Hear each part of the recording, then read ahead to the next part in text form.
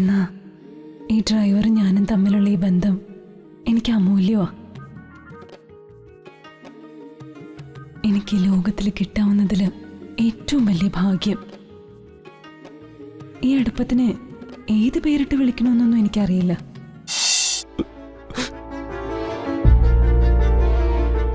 നീ ഇല്ലാത്ത പകലുകളോ നിന്നെ സ്വപ്നം കാണാത്ത രാവുകളോ എനിക്കുണ്ടായിരുന്നില്ല. എന്നിട്ടും ചിന്നു, നീ എന്റെ പ്രാണനാണ്, എന്റെ ജീവശ്വാസം.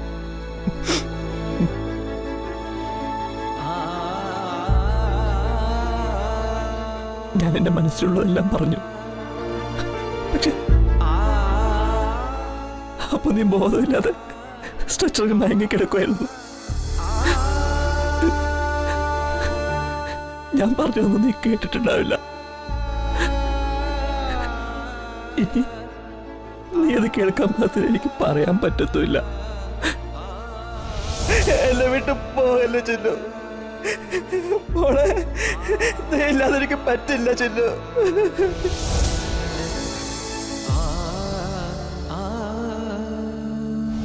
Chinnu, I love you Chinnu.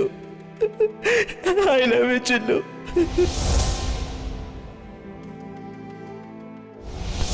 അമ്മയുടെ ആഗ്രഹപ്രകാരം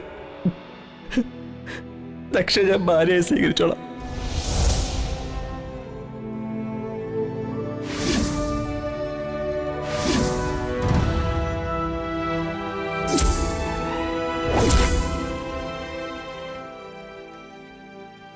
ഒരു ദിവസം കൂടി കഴിഞ്ഞ പിന്നെ നീ എന്റേതാണെന്ന് വിശ്വസിക്കാനോ നിന്നോടൊന്നും പറയാനോ എനിക്ക് പറ്റില്ല.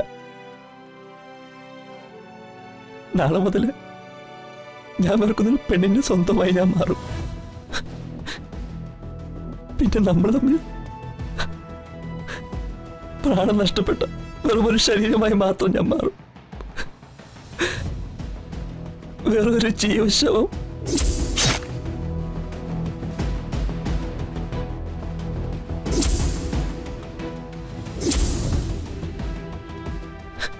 റോമിയോ ആൻഡ് ജൂലിയറ്റ് നാടകം പോലെ തന്നെ നമ്മുടെ പ്രണയകഥയും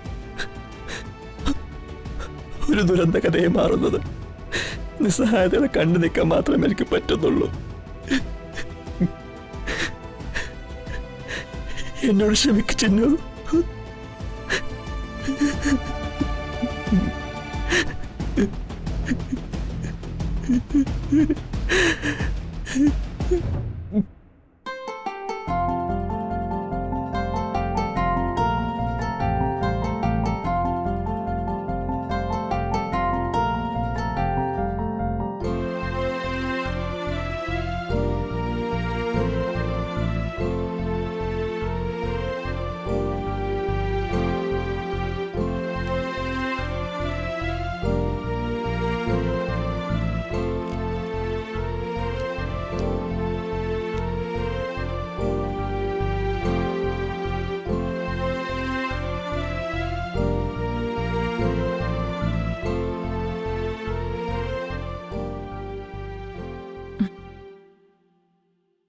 എഴുതി തുടങ്ങുമ്പോൾ എൻ്റെ മനസ്സും ലോകവും ആ ഒരാൾ മാത്രമായി മാറുകയാണ്.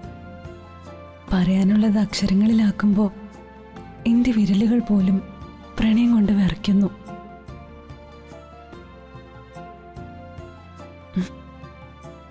മനസ്സിലുള്ളത് എഴുതാതെ വയ്യ. എങ്ങനെ എഴുതി തുടങ്ങണമെന്ന് എനിക്ക് നിശ്ചയവുമില്ല.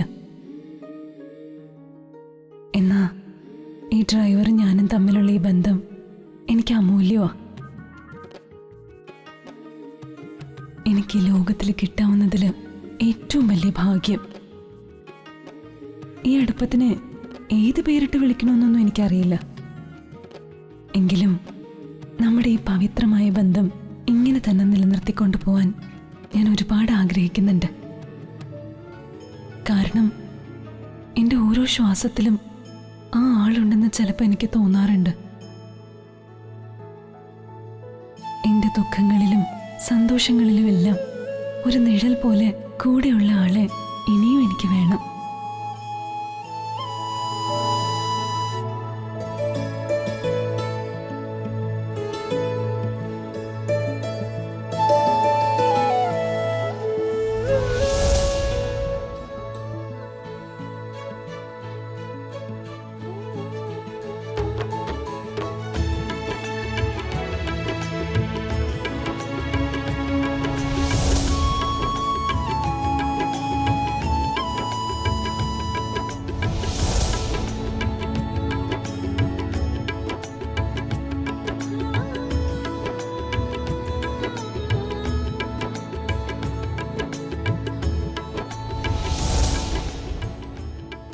ഒരിക്കൽ ഉപേക്ഷിച്ച് ആ വക്കീൽ കോട്ട് വീണ്ടും അണിഞ്ഞത് എന്റെ അച്ഛനെ ജയിലിൽ നിന്ന് രക്ഷിക്കാൻ വേണ്ടിയായിരുന്നില്ലേ?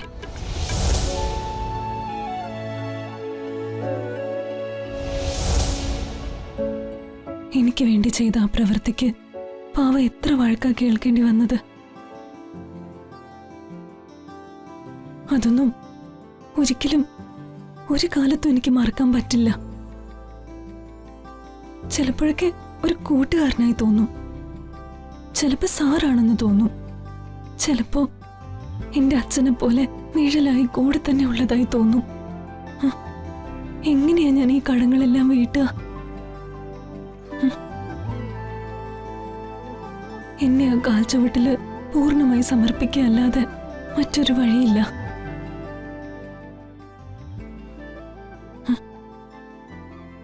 എന്റെ ശ്വാസത്തിന്റെ താളം ഇപ്പൊ ആ മനുഷ്യനാ. അവസാന ശ്വാസം നിലയ്ക്കുന്നത് ആ മടിയിൽ കിടന്നാവണം.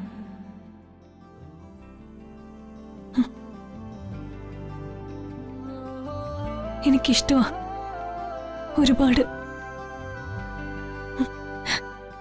I love you.